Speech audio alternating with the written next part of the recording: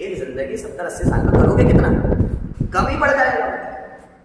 और फिर मरोगे, अगला जन्म लोगे, फिर वही दौड़ वापस चल, फिर उसमें भी वही नौकरी पाना, बीवी बच्चों को पालना, उनकी शादी ब्याह कराना, वही फिर अगला जन्म लोगे, उसमें कोई अगला जन्म लोगे, और ये यात्रा चलती और ये चलती रहे। उसमें से कोई कृष्ण आते हैं जो उस बाल पर गिराता है, नहीं करते।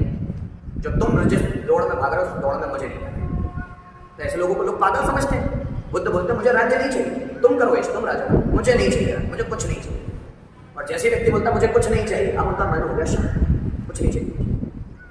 अब जब उसको कुछ पाना ही नहीं तो भागदौड़ खत्म। फिर कृष्ण बुद्ध से एक लेवल आगे जाते हैं, वो बोलते पाना कुछ भी नहीं, लेकिन समाज के लिए मुझे कुछ करना है, ये समाज स्वस्थ बने, ये समाज सुखी बने, इसके लिए मुझे कुछ करना है। दैट इज कॉल्ड कर्म। कि कर्म भी योग में लिप्त होकर करना है, जिसमें मेरी इच्छा है कुछ भी नहीं, जो भी करूंगा मैं लोक हित के लिए करूंगा। तो ऐसा व्यक्ति कर्म करते नजर आता है, बुद्ध कर्म करते नजर नहीं आते। बुद्ध किसी राक्षस को नहीं मारते, बुद्ध महाभारत का युद्ध नहीं लड़ते। क्यों? क्योंकि बुद्ध ने सब छोड़ दिया। कृष्ण उसमें एक स्टेप आगे जाते हैं, वो बोलते हैं मुझे कुछ अपने लिए नहीं पाना, लेकिन मैं लोगों के हित के लिए करूंगा। इसलिए कृष्ण सबसे टॉप पर आता है। मैं करूंगा लोक हित के लिए, मेरे पास पोस्ट है, पोस्ट का इस्तेमाल लोक हित में करूंगा। मेरे पास पैसा है, पैसे का इस्तेमाल लोक हित में करूंगा। तो व्यक्ति सर्वज्ञ बन जाता है, वो व्यक्ति सर्वे सर्वा बन जाता है। उसको प्रार्थना की शरण। कृष्ण कभी भी पूजा पाठ करते नजर नहीं आते। राम आते भी है, राम से तो बनाने जा रहे हैं, उससे पहले शिव जी का लिंग स्थापित करते हैं और पूजा करते हैं। राम पूजा करते हैं, कृष्ण पूजा ही नहीं करते। इसलिए नहीं करते, उनको सब समझ में आता, ईश्वर मैं ही, राम को नहीं पता। इसलिए राम दूसरे की पूजा करते हैं। कृष्ण को पता है कि मैं ही हूँ, मैं ही तो हूँ, मुझे दूसरे को पूजने की जरूरत ही क्या, मैं ही तो हूँ। वो जिसको लोग पूछते हैं वो मैं ही। कृष्ण को समझ में आ गया, राम को समझ में नहीं आया। और जिसको समझ में आ गया वो तो अलग ही हो गया, फिर उसको पूजा पाठ की भी जरूरत नहीं पड़ती। हाँ भैया हम कमजोर है ना, इसलिए प्रार्थनाओं की जरूरत भी है।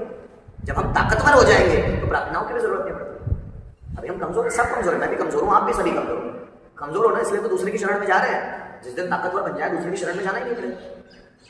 और भारत में तो सबसे अच्छी अपॉर्चुनिटी है कि आप ईश्वर बन सकते हो, सबसे अच्छी अपॉर्चुनिटी। आप सिर्फ डॉक्टर इंजीनियर नहीं, भगवान बन सकते हो। उस लेवल तक है भारत में अध्यात्म कि एक व्यक्ति स्वामी विवेकानंद, नरेंद्र से स्वामी विवेकानंद बन जाता है। सोचो आप, एक बंदा सिद्धार्थ से गौतम बुद्ध बन जाता है, सीधे भगवान। तो इंसान में वो कैपेबिलिटीज है, किसी को डॉक्टर, इंजीनियर, फैशन डिजाइनर ये नहीं, इससे भी ऊपर भगवान बन सकता है। बहुत कैपेबिलिटीज है भारत में, वो बहुत है। अभी मैं जब क्लासेस में बात करता हूँ ना उपनिषद, भगवत गीता, तो बच्चों को समझ में भी आता है कि वर्ड्स भी है, तो ध्यान भी नहीं देते। और जिस दिन आप इन चीज़ों में लग गए, कृष्ण कभी भी घोड़ा बनना नहीं सिखा कि घोड़ा लाइफ से भागो, नहीं। कृष्ण तो बोलते हैं जिस जहाँ हो वहीं से शुरुआत करो, अपनी जिम्मेदारियों को संभालो, खूब पैसा कमाओ, ऐश्वर्यवान बनो, लेकिन उन पैसे में लिप्त मत हो जाओ। सब कुछ होना चाहिए आपके पास, सब चीज़ों में ऐश करो। आप हवाई जहाज में बोलो, मतलब वो ऐसा नहीं बोलते, पर मैं उनकी बातों को समझा रहा हूँ कि वो हवाई जहाज में बोलो, आप बिजनेस करो, आप नौकरी करो, बड़े लेवल पे बहुत पैसा कमाओ, लग्जरियस लाइफ जियो, पर उनसे अटैच मत हो जाओ कि उस एसी के बिना आपको रहते नहीं। अटैच नहीं होना उससे, घर में सब फैसिलिटी कर लो, लेकिन उनसे अटैच नहीं हो जाना है। मखमल का गद्दा हो घर में, लेकिन वो मखमल के गद्दे से आपको इतना प्यार नहीं हो जाए कि उस मखमल के गद्दे के बिना नींद नहीं आती, इतना अटैच हो। मोबाइल इस्तेमाल करो, महंगे से महंगा 5-5 लाख का मोबाइल इस्तेमाल करो, और उससे अटैच मत हो जाओ कि अगर वो खराब हो गया तो आपकी जान निकल जाएगी। समझे कि नहीं समझे? ये भारत नहीं है। और मैं बोलता हूँ कि जो व्यक्ति स्पिरिचुअल है, spiritual in the sense, spiritual मतलब धार्मिक नहीं, स्पिरिचुअल का मतलब होता है जो व्यक्ति की अंडरस्टैंडिंग है। स्पिरिचुअलिज्म का मतलब है अंडरस्टैंडिंग बेहतर हो जाए।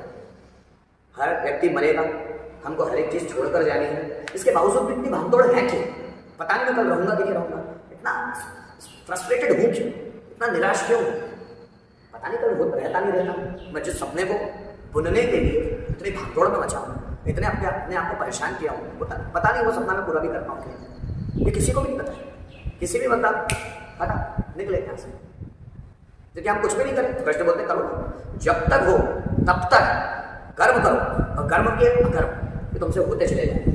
जो ईश्वर की इच्छा है वही करो, तुम्हारी इच्छा बीच में मत, जो तुमसे होते चला जाना है वो करते चले जाए। बस तुम्हारी इच्छाएं बीच में मत लाओ, तुम्हारी इच्छाएं ही तुमको परेशान करेगी। तुम ईश्वर की इच्छा से चलने लगते हो, वो जो करवाना चाहता है वो करते चले जाओ। फिर बोले पता कैसे चलेगा क्या करना है, सिर्फ होने दो, जो रात लाइफ के रास्ते खुलते चले जाते, अपने आप खुलते चले जाते, डायरेक्शन मिलता जाता है अपने आप। लोग ढूंढने लगते हैं कि मैं किस चीज़ के लिए बनाऊँ, तो सिर्फ काम कर, मिल जाएगा किस चीज़ के लिए।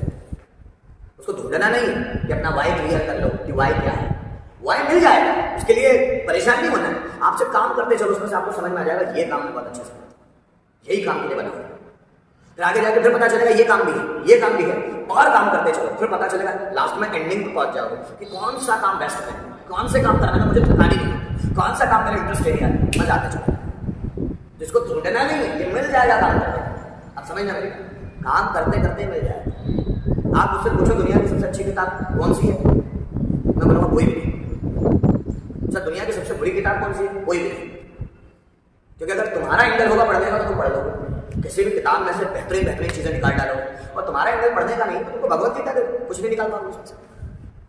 पढ़ने वाले को भी डिपेंड करता है, किताबों को डिपेंड नहीं करता कि किताब अच्छी है इसलिए अच्छा मिलेगा, नहीं, पढ़ने वाले को डिपेंड करता है कि उसका मन कितना स्थिर है।